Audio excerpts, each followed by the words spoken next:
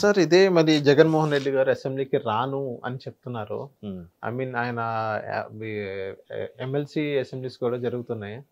So శాసనమండలి assemblies కూడా జరుగుతున్నాయి. అందులో వాళ్ళ ఎమ్మెల్సీ చూసాను. దువ్వాడ శ్రీనివాస్ గారు కానీ వాళ్ళందరూ కొంతమంది చూడడం జరిగింది. అండ్ ఇప్పుడు వేరే మనం జగన్మోహన్ రెడ్డి గారి దగ్గర చూసుకున్నట్లయితే నేను అసెంబ్లీకి రాను, ఐ మీన్ నాకు ప్రతిపక్ష హోదా ఇవ్వలేదు కాబట్టి, ఈవెన్ చంద్రబాబు నాయుడు గారు ఎంతసేపు మాట్లాడినా అంతసేపు ఒక ప్రతిపక్ష నాయకుడికి ఇవ్వాలి. అక్కడ ఇవ్వకపోయినప్పటికీ జస్ట్ ఒక పులివెందుల ఎమ్మెల్యేగా నన్ను చూస్తారు కాబట్టి, నాకు 2 మినిట్సే ఇస్తారు కాబట్టి నేను చెప్పను. ఏదైతే నేను క్వశ్చన్ చేయాలనుకున్నానో ప్రెస్ ముందుకు వచ్చి అడుగుతానని జగన్మోహన్ రెడ్డికి ఫ్రమ్ ద స్టార్టింగ్, గతంలో ఒక రిజల్ట్స్ తర్వాత ఒక అసెంబ్లీ సెషన్ జరిగింది, అప్పుడు కూడా అంతే. నెక్స్ట్ ఇప్పుడు కూడా నేను అలాగే చేస్తాను అన్నట్టుగా చెప్పారు. అండ్ దీనికి ధీటుగా షర్మిలా గారు మీకు దమ్ము అంటే అసెంబ్లీకి వచ్చి మాట్లాడండి. ఏదైతే ప్రెస్ ముందు మాట్లాడతారో 2 నిమిషాలైనా 1 నిమిషం అయినా మీరు మాట్లాడేది మిగతాది అటే పెళ్ళి మాట్లాడండి. మీరు అసెంబ్లీకి రానట్లయితే మీకెందుకు ఎమ్మెల్యే అనేది దాన్ని రాజీనామా చేయండి అన్నట్టు షర్మిలా గారు చెప్పడం జరిగింది. ఈ స్టేట్మెంట్ షర్మిలా గారు ఇచ్చిన స్టేట్మెంట్ని మీరు ఏకీభవిస్తారా సార్? ఏకీభవిస్తాను. ఎందుకు ఏకీభవిస్తానంటే బెస్ట్ ఎగ్జాంపుల్ పవన్ కళ్యాణ్ గారేనండి. పవన్ కళ్యాణ్ గారు 2 చోట్ల పోటీ చేసి ఓడిపోయాడు, ఒక్కటి కూడా గెలవలేదు. ఆయన తరపున పోటీ చేసిన ఒకే ఒక వ్యక్తి కూడా అటు వైసీపీలోకి వెళ్ళిపోయారు. ఓకే, అది పక్కన పెట్టండి. సో మరి ఈయన బయట నుంచి లోపలికి వెళ్ళే అవకాశం లేక, ప్రశ్నించలేక కాబట్టి వెళ్ళలేకపోయారు. కొంచెం ముందుకు వెళ్తే 2009లో పిఆర్పి ప్రజారాజ్యం పార్టీ పెట్టారు. పెట్టినప్పుడు ఆయన కూడా 18 సీట్లకే పరిమితమయ్యాడు. ఆయన రెండోసారి టఫ్గా వచ్చింది గవర్నమెంట్, రాజశేఖర రెడ్డి గారి గవర్నమెంట్ ఫామ్ చేశారు. ప్రధాన ప్రతిపక్షం టీడీపీ, నెక్స్ట్ 18 సీట్లతో పిఆర్పి ఉంది. మరి ఆయన ప్రతిపక్షం కాదే, మరి ఆయన వెళ్ళాడుగా. మెగాస్టార్గా ఎన్నో మన్ననలు పొంది, ఎన్నో అవార్డులు రివార్డులు ప్రజల మనసులో గెలుచుకున్న వ్యక్తి రాజకీయాల్లోకి వచ్చేసరికి ఒక్కసారిగా కోడిగుడ్లతో దాడి చేయడం, టమాటాలతో దాడి చేయడం అన్ని చూసాం మనం. మరి అవన్నీ ఇప్పటికీ మీరు యూట్యూబ్లో ఉన్నాయి వీడియోస్. మరి ఆయన అవన్నీ తట్టుకొని అసెంబ్లీకి వెళ్ళాడుగా. అరే ఎంత స్టేచరు, ఎంత ఇమేజు, నిజంగా హిమాలయాలు అంత ఎత్తుగదిన మెగాస్టారు ప్రజారాజ్యం పార్టీతో ఒక్కసారిగా ఎంతమంది ఎన్ని రకాలుగా తిట్టుకున్నారో తెలియదు. మరి అవన్నీ భరించి పాలిటిక్స్ అంటే ఇలా ఉంటాయని అనుకునే కదా ఆయన ఎంటర్ అయ్యాడు. అవును. మరి అలా వెళ్తే ఆయనకి అవకాశం ఇచ్చారు. ఆయనకు ఎక్కువ అవకాశం ఇవ్వకపోయినా మధ్య మధ్యలో అవకాశం ఇచ్చారు, మాట్లాడారు, వచ్చాడు. మరి కనీసం లాస్ట్ బెంచీలో కూర్చోబెడతారో ఇంకెక్కడ కూర్చోబెడతారో, సభా మర్యాద ప్రకారం ఒక సీట్ అయితే ఇస్తారు. ఇచ్చిన తర్వాత పోనీ ఇవ్వలేదు, ఫైట్ చేసి తీసుకోండి, వెళ్ళండి ముందు. ఇప్పుడు ఒక స్టేజ్ మీద కానీ ఒక గేమ్ షోలో కానీ 100 మంది పార్టిసిపేట్ చేస్తారండి. అందరికీ ఫస్ట్ ప్రైజ్ వచ్చేస్తుందా? పార్టిసిపేషన్ అనేది ముఖ్యం. అలాగే అసెంబ్లీ సమావేశాలకి ఒక ఎమ్మెల్యేగా అతని బాధ్యత కంపల్సరిగా ఇయర్లో జరిగే సెషన్స్లో కనీసం ఇన్ని రోజులైనా హాజరు అవ్వాలి అని ఒక ఉంటుంది. ఎక్కడ హాజరవుతారు? పంతాలు ఎందుకు, పట్టింపులు ఎందుకు? నిజంగా ఓడిపోయిన విషయం ముందు ఆయన డైజెస్ట్ చేసుకోలేకపోతున్నారు ఆయన.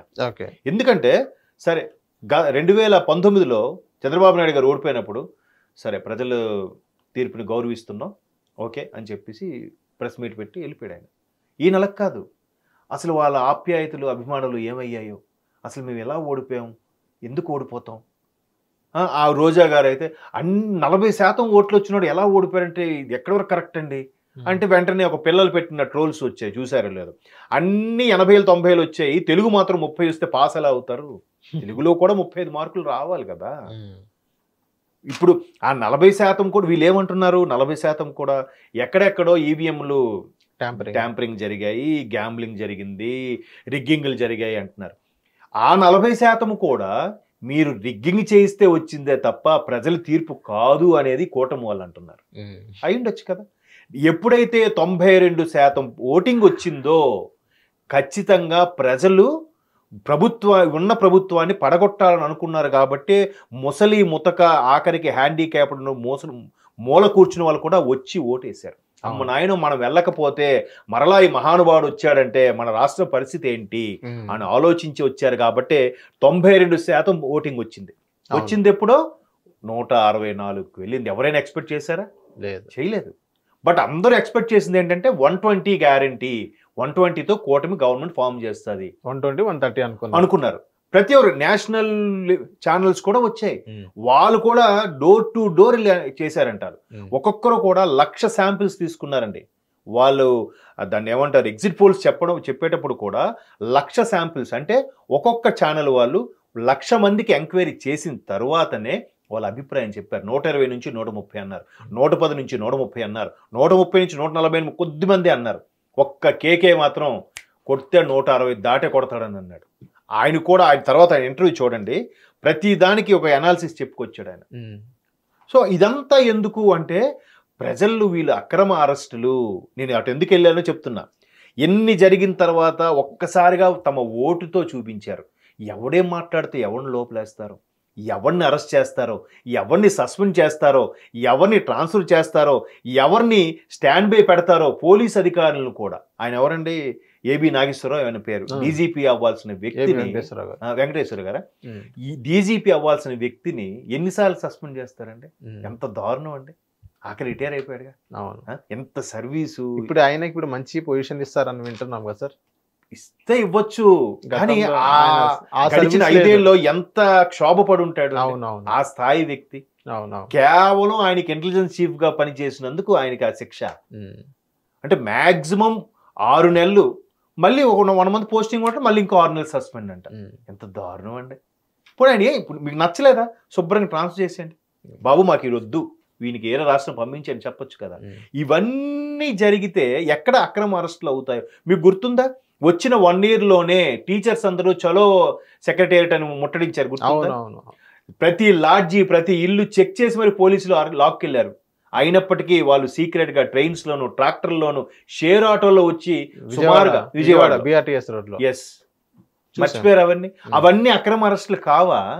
పోసాని గారు అప్పుడు ఎక్కడున్నారు? బహుశా విదేశాల్లో ఉన్నారేమో, చూడకపోయి ఉండొచ్చు. కాకపోతే ఇప్పుడు ఒకసారి యూట్యూబ్ లో కొడితే వస్తాయి అవన్నీ కూడా.